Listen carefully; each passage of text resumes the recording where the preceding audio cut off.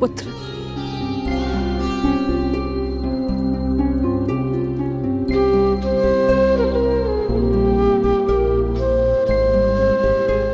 प्रणिपात राजमाता, आदेश कीजिए कि ये राधे आपकी कैसे सहायता कर सकता है। अब तुम केवल राधे नहीं, कौरव सेना के सरसेनापति भी हो। तुम्हारा वचन सुनिश्चित कराने आई हूं कि सेनापति के मुकुट के भार के नीचे कहीं वो वचन न दब जाए जो राधे ने दिया था। मैं वचन देता हूं कि अर्जुन के अतिरिक्त आपके किसी पुत्र का वध नहीं करूंगा मैं। तो क्या जन्मदात्री को संदेह है कि कर्ण अपना वचन निभाएगा या नहीं? मुझे उस वचन की पूर्ति पर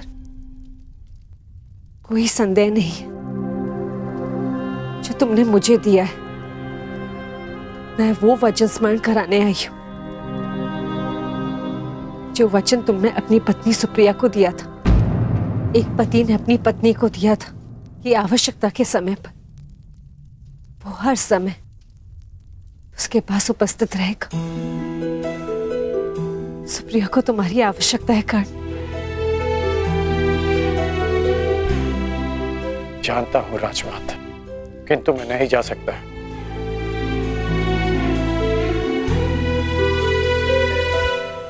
क्योंकि अब मैं युद्ध में सम्मिलित केवल एक योद्धा नहीं, अब मैं कौरव सेना का सरसेनापति हूं। अब युद्ध समाप्त होने से पूर्व मैं केवल यमलोक जा सकता हूं। मैं जानती हूं कि तुम नहीं जा सकते, परंतु वो तो यहां आ सकती है ना। चलो मेरे साथ।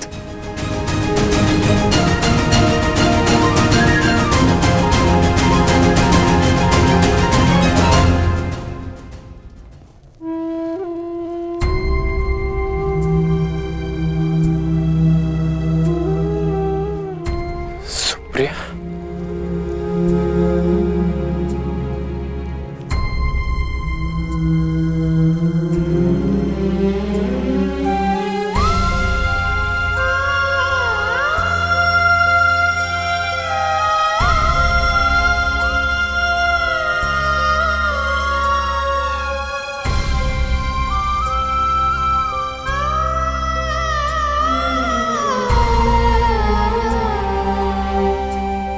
प्रणिपात आर्या।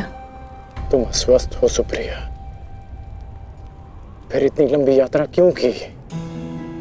पत्नी अगर पति के पास पहुंच जाए तो आधा रोग अपने आप चला जाता है।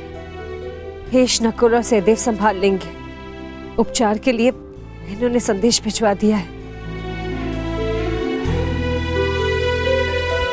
उपचार की आवश्यकता नहीं है राजमाता।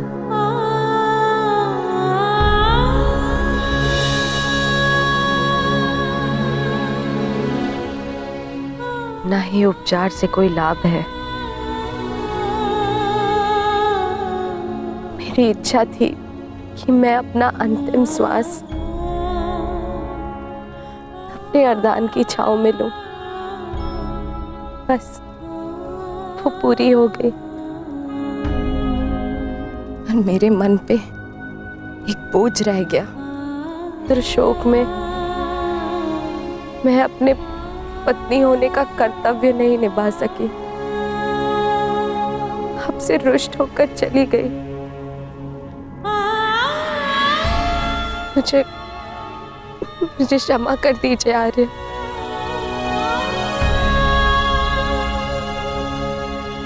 क्षमा मांगने की आवश्यकता नहीं है। मैं भी एक पुत्र हूं।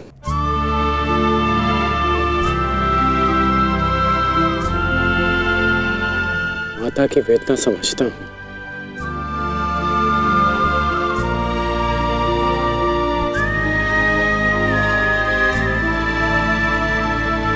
तुम्हारा कोई दोष नहीं है सुप्रिया।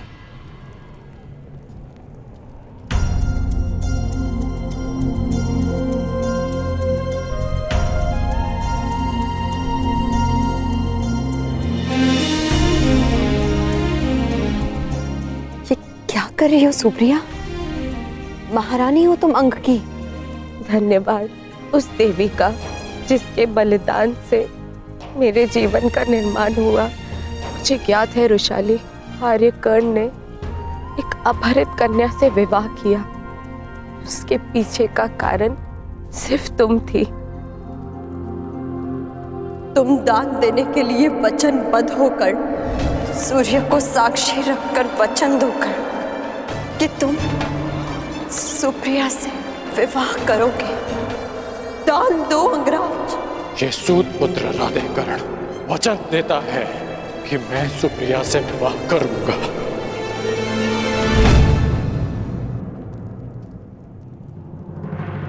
उस पल से इस पल तक मैं जितने भी पल जी हूं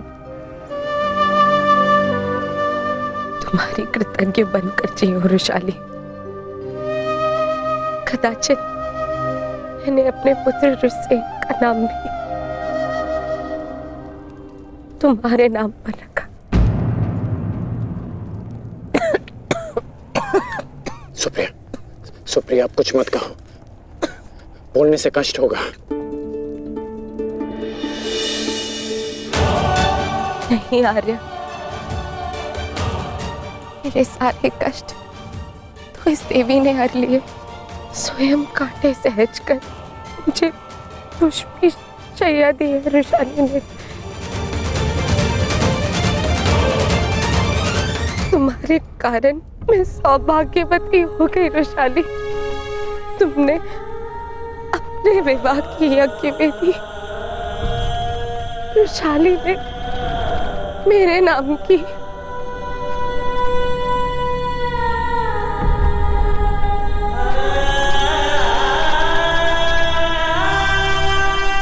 आप अपने बच्चन के लिए जाने जाते हैं ना आर्य? आपकी अर्धांगिनी होने के नाते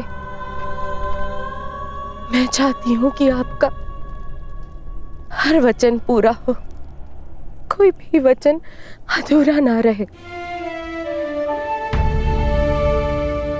आपका एक वचन है आर्य, जो मेरे कारण अधूरा रह गया था।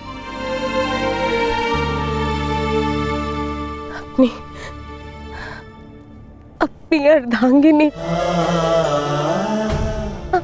अंतिम इच्छा पूर्ण कीजिए आर्य, ताकि मैं इस संसार से इस संतोष के साथ जा सकूं।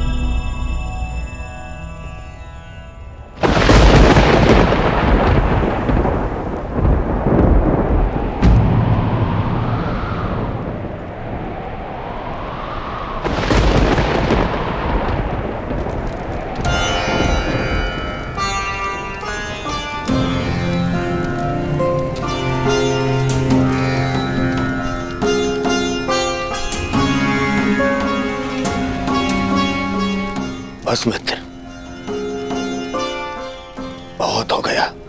बहुत हो गया मित्र। अब सीमा समाप्त हो गई। हम दोनों की पीड़ा सह पाने की सीमा समाप्त हो गई है मित्र। अब और नहीं, अब कल अंत होगा। हमारी पीड़ा का अंत होगा। हम कल इस युद्ध का अंत करेंगे मित्र, अंत करेंगे इस युद्ध का कल ही।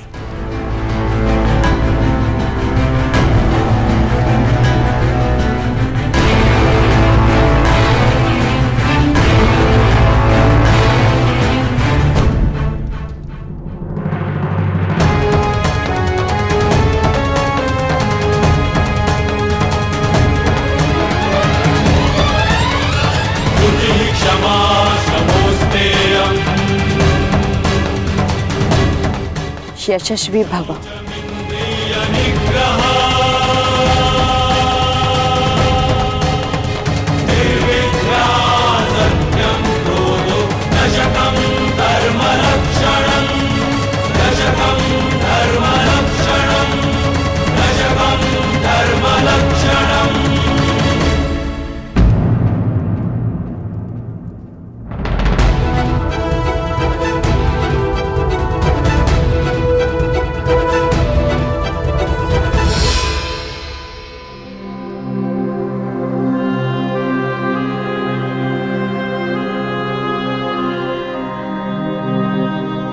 शुभम भवतु।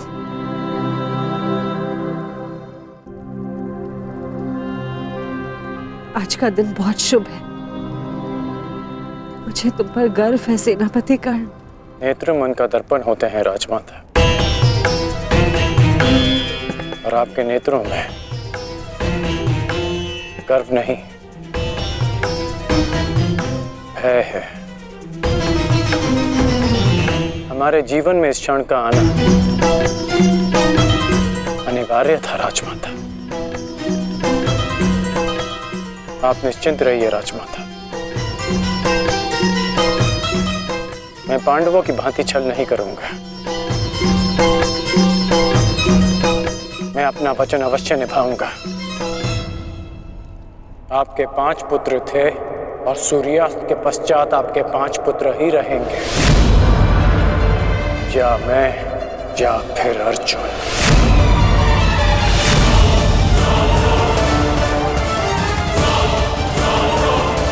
प्रणिपात राजमाता।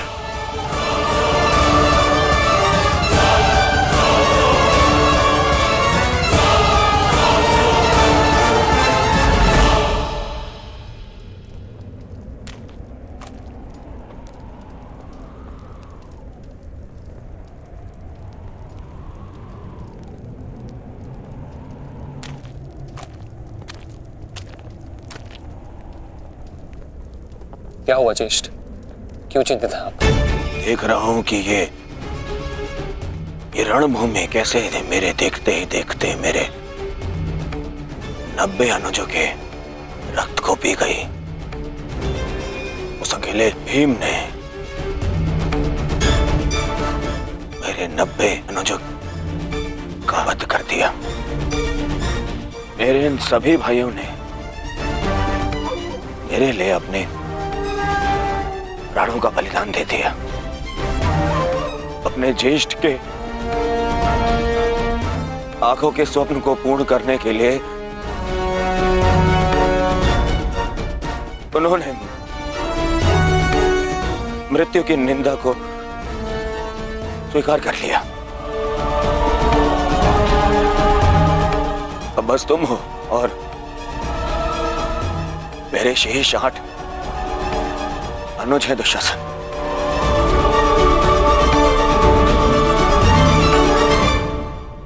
ये सोचकर मेरा हृदय कांप उठता है कि न जाने अब और किसका लहू मांगेगी ये रणभूमि।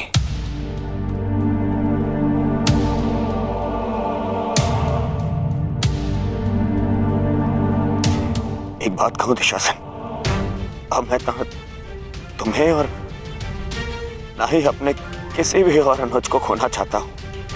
अब मेरे में साहस नहीं रहा कि मैं अब अपने किसी भी और अनुज की अर्थी को कांधा दूं। मेरे में साहस नहीं है अब। किंतु आपके अनुज में साहस है ज्येष्ठ। साहस है कि वो अपने ज्येष्ठ के स्वप्न को पूरा करते करते अपनी आंखें मूंद ले। आपके लिए अपने प्राण देकर प्रसन्नता होगी मुझे, और संतोष भी कि मैंने पितृ ऋण चुकाया, क्योंकि मेरे माता पिता ने आज तक मेरा मुख नहीं देखा, और मेरे लिए आप ही मेरे पिता और आप ही मेरी माता हैं।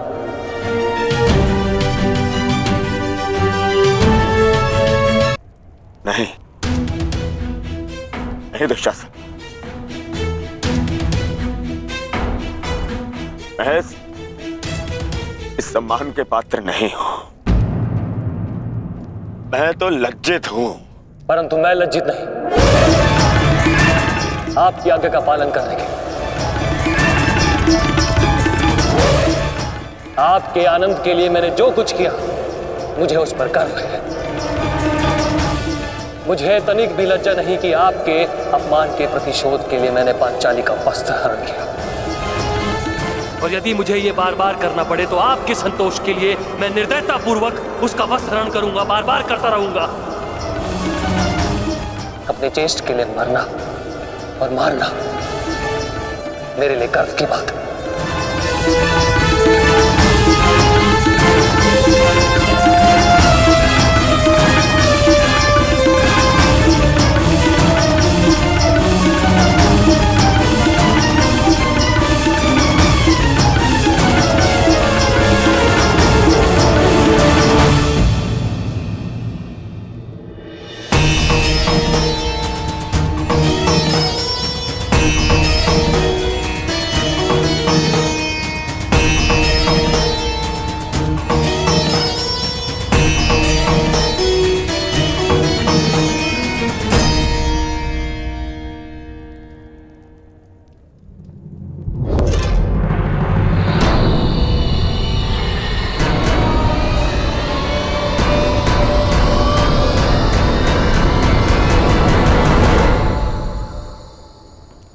माधव, आप गए नहीं? मैं उस क्षण को समीप आते हुए देखना चाहता हूं सखी। कौन सा क्षण माधव?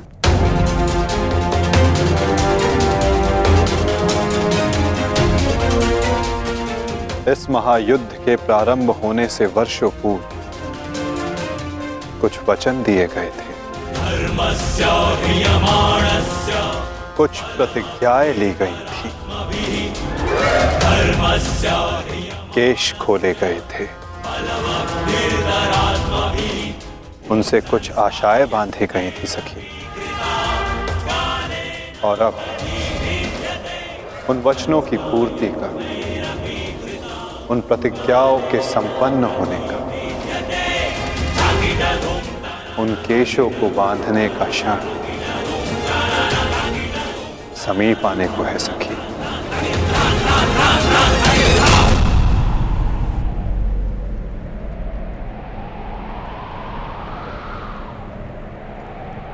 सच्च रहना सखी।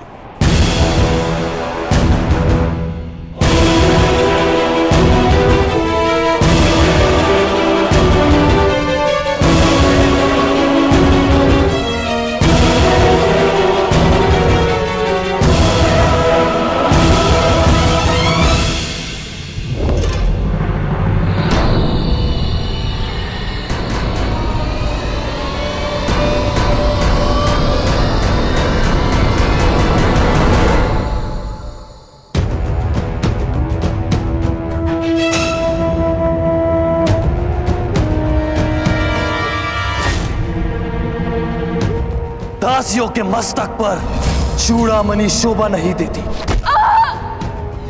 मैं आपकी पुत्र वधू नहीं, और ना ही आपके पुत्रों की पत्नी।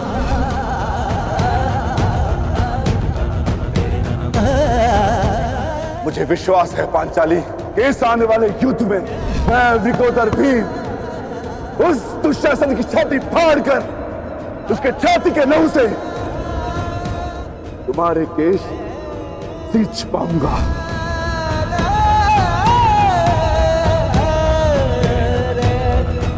मैं सच हूं माधव, और रक्त स्नान के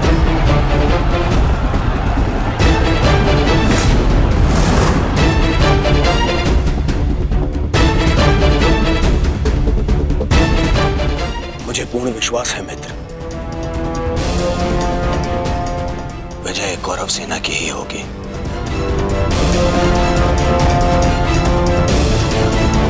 मित्र, जब हम पहली बार मिले तब से तुमने मेरा शुभ चाहा है। आज एक सूत पुत्र कौरव सेना का सेनापति है तो वो केवल तुम्हारे कारण। नहीं मित्र, मैंने जो स्वप्न देखा उसकी वास्तविकता और उसका गुण तुम में प्रारंभ से था। मैं तो केवल इस स्वप्न के पूर्ण होने का साक्षी हूं बस।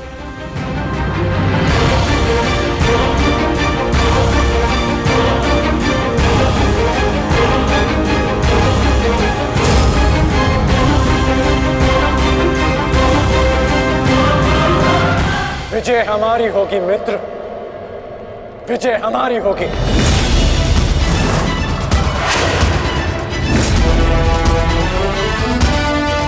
हाँ मित्र, अवश्य हमारी ही होगी।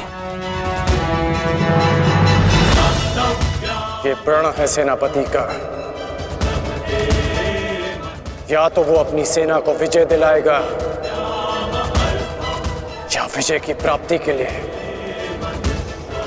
लड़ते लड़ते अपने प्राण त्याग देगा।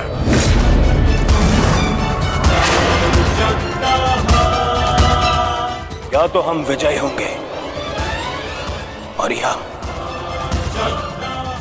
वीर गति को प्राप्त होंगे। आगे बढ़ो मित्र, ये सेना अपने सेनापति के मार्गदर्शन के लिए तत्पर है। आओ।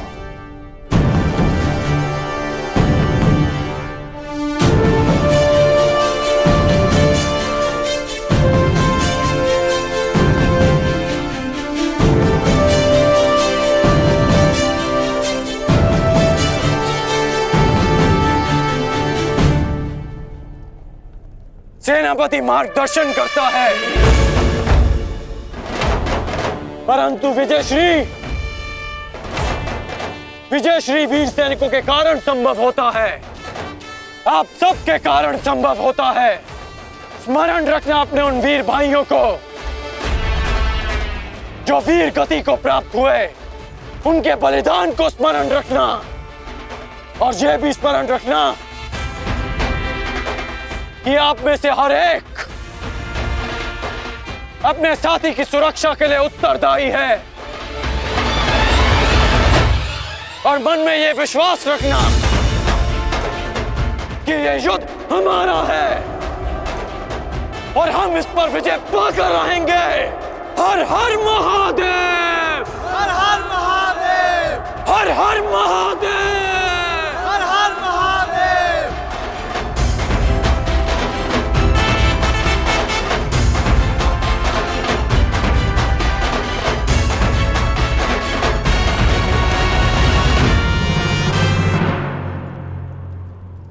दुर्योधन, गुरु द्रोण के वध के पश्चात कौरव सेना का मनोबल क्षीण है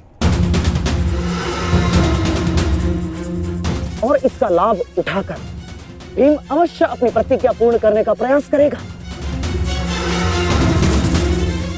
आज भीम की चिंता मुझे नहीं है। उचित कहा मित्र, उचित कहा। भीम को रोकना मेरा उत्तरदायित्व होगा और तुम्हारा लक्ष्य होगा अर्जुन।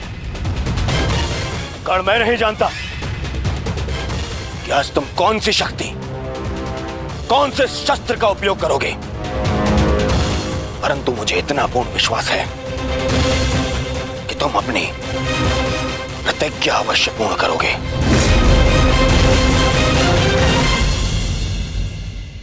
कर्ण के अंत के साथ ही इस युद्ध का भी अंत हो जाएगा माधव, और उसके पश्चात अपनी प्रतिज्ञाओं को पूर्ण करने की औपचारिकता शेष है।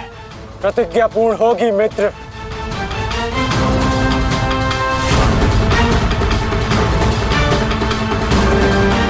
अभी भी मेरे पास एक अस्त्र शेष है जो अर्जुन का वध कर सकता है। किंतु कर्ण का अंत करना, उसका वध करना इतना सरल नहीं होगा पार्थ। कवच और शक्तियों के बिना भी वो योद्धा विकट है। आओ पार्थ, प्रस्थान करने का समय आ गया है।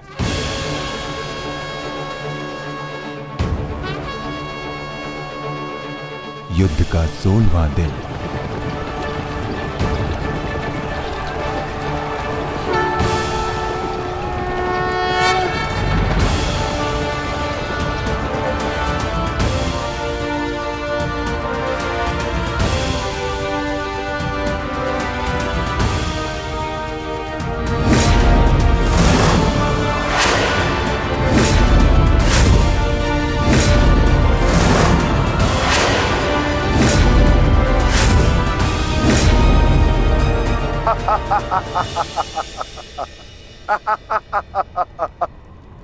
कौरव सेना की ये दशा देख मैं अपनी हंसी नहीं रोक पा रहा हूं। इन्होंने एक सूत पुत्र को सेनापति बना दिया। दुर्योधन, तुम्हारे इस निर्णय से मुझे तुम्हारी पराजय दिख रही है।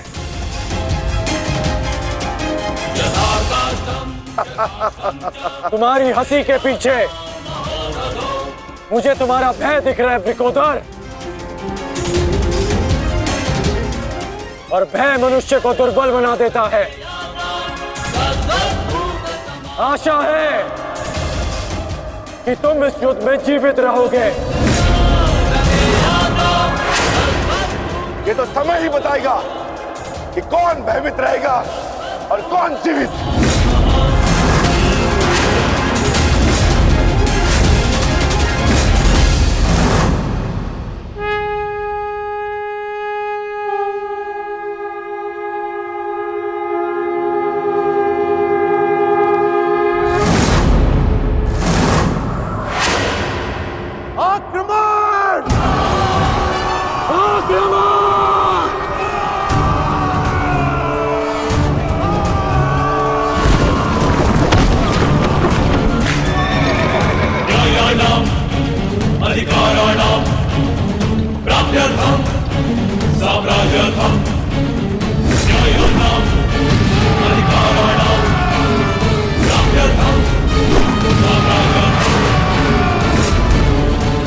सावधान कौन?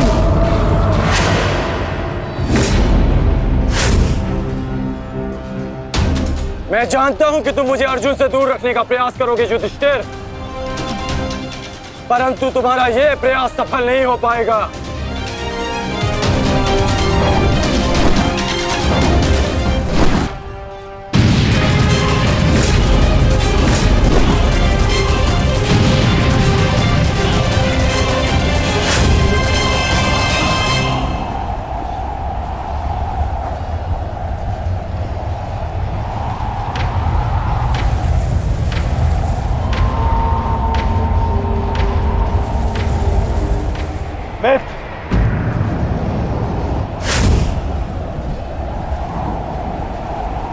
इस युधिष्ठिर को मैं संभालता हूं। तुम जाकर अर्जुन का वध करके आओ। चलो सत्यसेन।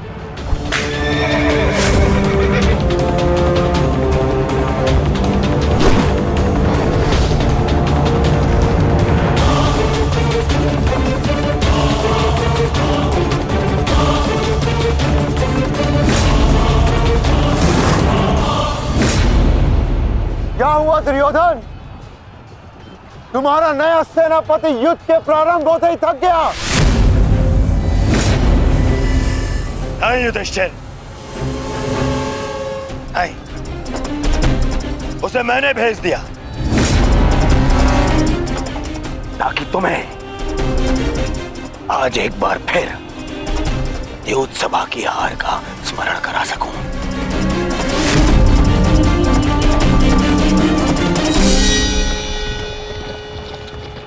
अंगराज, मुझे अर्जुन कहीं दिखाई नहीं दे रहे हैं।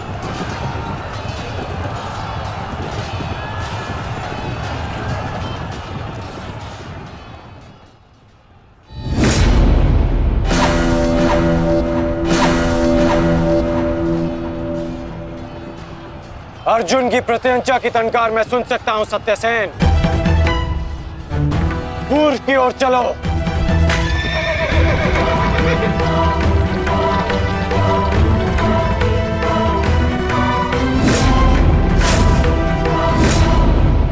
छल, कपट और अनीति के इस पुतले वासुदेव के कारण ही अब तक तुम युद्ध में टिके हो अर्जुन। परंतु आज मैं इस छल और कपट का अंत करके ही रहूंगा। सावधान!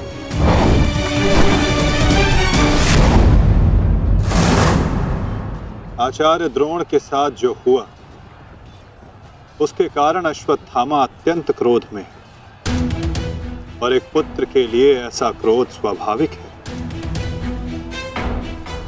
आशा करता हूं पार्थ कि तुम अपने गुरुपुत्र की इस धृष्टता को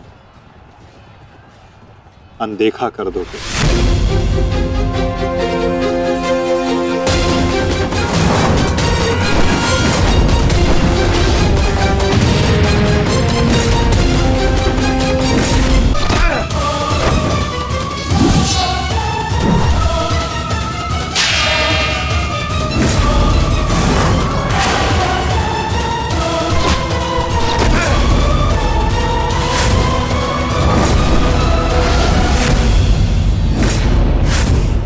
आपके जैसे कुशल राजा के होते हुए उस सूतपुत्र कर्ण को कौरवों का सेनापति बना दिया गया और आप देखते ही रह गए।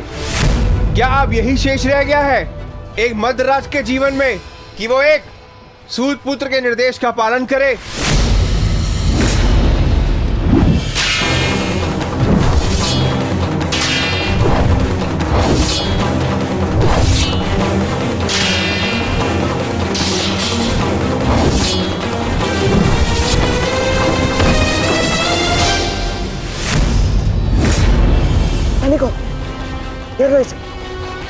घेर लो इसे, मारो।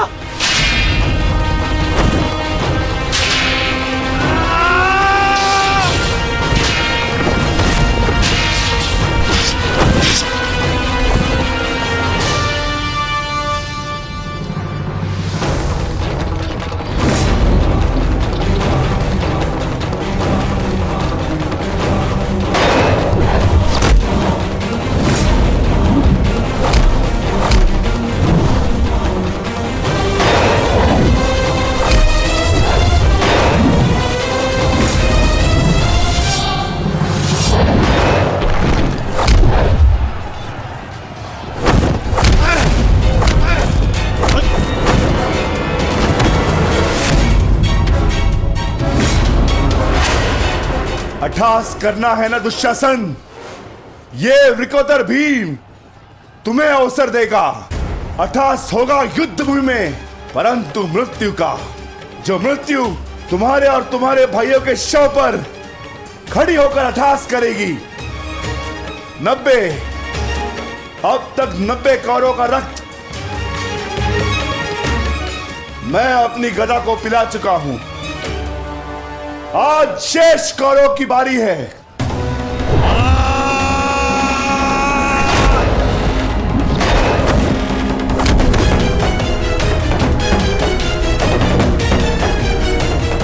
मैंने प्रतिज्ञा ली है, तुम 100 कौरव भाइयों का वध मैं स्वयं करूंगा, परंतु मरने से पहले मैं तुम्हें तड़पता देखना चाहता हूं, ठीक वैसे जैसे अभिमन्यु तड़पा था,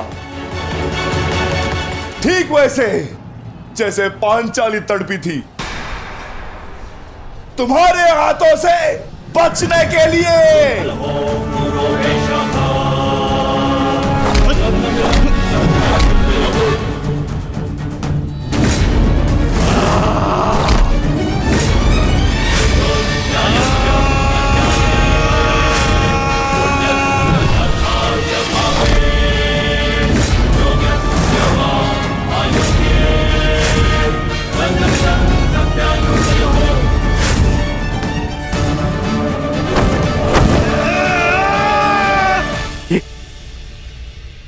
ये क्या हुआ संजय? ये किसकी चीख? ये कौन है जो पीड़ा से तड़प रहा है? भीम और दुशासन के मध्य महायुद्ध हो रहा है महाराज।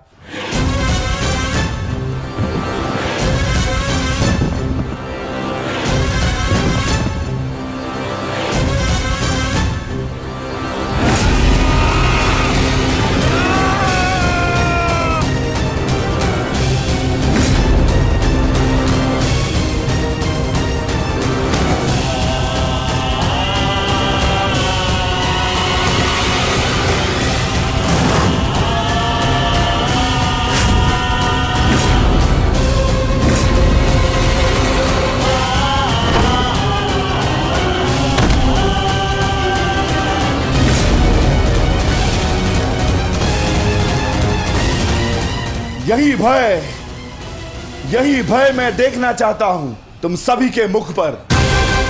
मृत्यु को समीप आते देख तुम लोग जितना भयभीत हो जाओगे, मुझे तुम्हारा वध करने में उतना ही आनंद आएगा।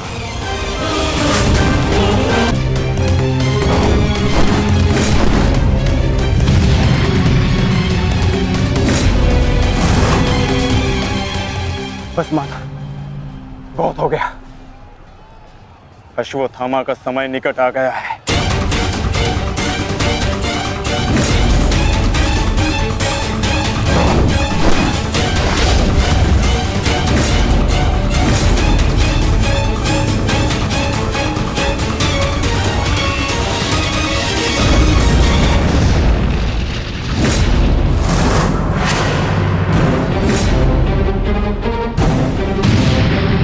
समय तो ध्वंस पूर्ण होने का आ गया है अर्जुन।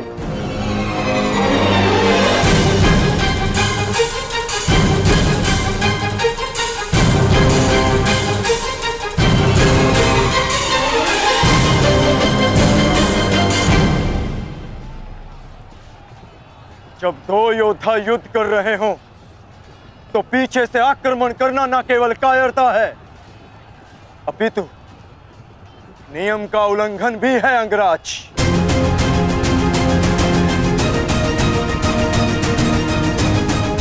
अश्वत्थामा, तुम जाके दुर्योधन की सहायता करो।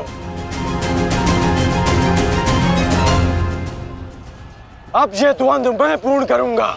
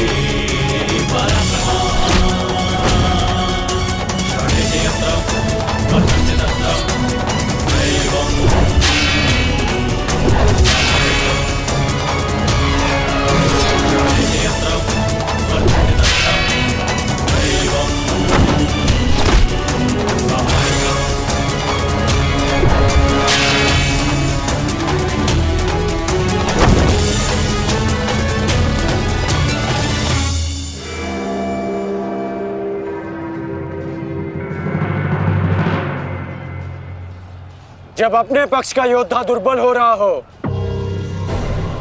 तो उसकी सहायता करना ना ही कायरता है और ना ही नियमों का उल्लंघन। यदि कायर होता अर्जुन तो मेरा वार तुम्हारे बाण को नहीं, तुम्हारी छाती को चीर देता। आओ अर्जुन, वर्षों के इस द्वंद्व को पूर्ण कर लिया जाए। आओ।